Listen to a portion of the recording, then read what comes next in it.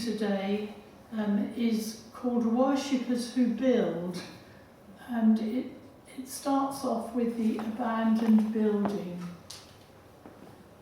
Have you ever seen an old, dilapidated, abandoned building? Maybe you can picture one in your mind's eye. The dirt, the cobwebs, broken windows. What was once a beautiful building, full of life, is now abandoned.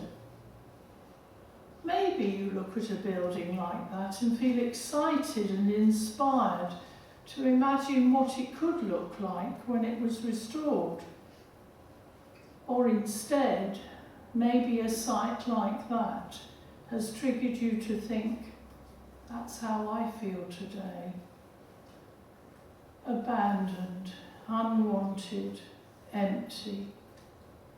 Even if your life has been incredibly tough at times, our reading today in Isaiah 58 reminds us that we have a God who says, "Here I am," when you call on him. A God who enables lives that feel ruined to be rebuilt. A God who promises that his people have a part to play in building his kingdom here on earth. If you have felt abandoned at moments in your life, you can imagine how a person with leprosy feels most of the time. Leprosy is a bacterial infection that's curable, but people fear it because they believe it is a curse. They're frightened of catching it and being cursed too. This means that sadly, people with leprosy are thrown out of their communities and families. Can you imagine the loneliness and isolation they feel? God's people through the ages have been no strangers to feeling abandoned.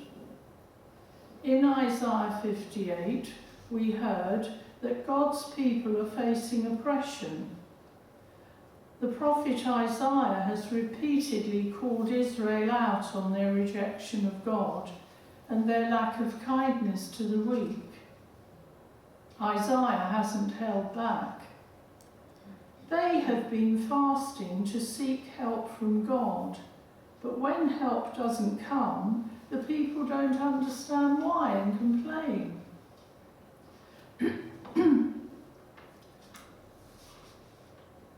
Is our love for God visible in our actions?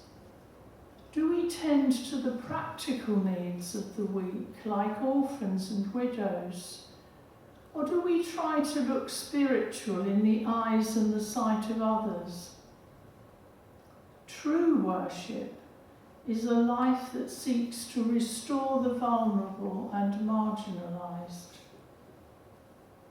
So God has identified the superficial worship of his people and has told them what true worship looks like. But remarkably, he also gives them an amazing promise. And that's our third point, worshippers who build. Today, you can help us to build a new nursing college at Salur Hospital in India. Among these old ruins at Salur Hospital lies the hope for a new generation of leprosy nurses. Our nurses work around the clock for little pay. The care they provide is far from just medical. These nurses touch the hearts and souls of people with leprosy, offering love and compassion to the broken. Where there was rejection, they provide friendship. There has been a rich heritage of leprosy care passing from generation to generation. In fact, nurses across our Leprosy Mission hospitals often live in the hospital grounds with their families for a lifetime. Our nurses have tried to sow the importance of this work into their children. But being a leprosy nurse is not a glamorous or sought-after job. Working with this disease still holds a stigma. Today, the Leprosy Mission in India is facing a crisis. The current generation of nurses will soon retire, and if we don't commit to training the next generation of leprosy nurses, we will lose years of expertise. We won't be able to continue providing the holistic care that leprosy patients need. Many graduate nurses go to work in city-based private hospitals where the pay is higher. The lure of money and leaving rural areas is understandably attractive to young people seeking a career. To raise up the next generation of leprosy nurses, the team has a dream to provide a training centre of excellence which is attractive to students. Together, we must act now. We need to build 2 new classrooms to renovate the old, unusable buildings into accommodation and kitchens for nurses in training.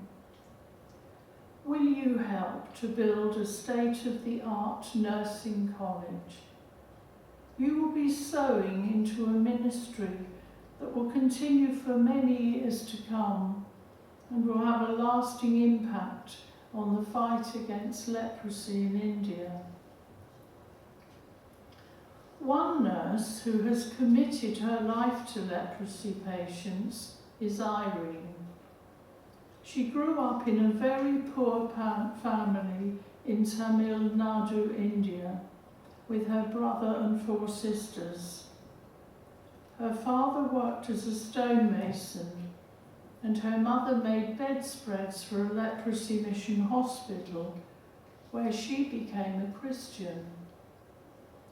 Irene's mother was so inspired by the dedicated nurses she saw every day that she prayed that one day her daughter Irene would become a nurse, serving people affected by leprosy. Irene studied hard at school and completed a short course in typewriting. Even though Irene's path started in one direction,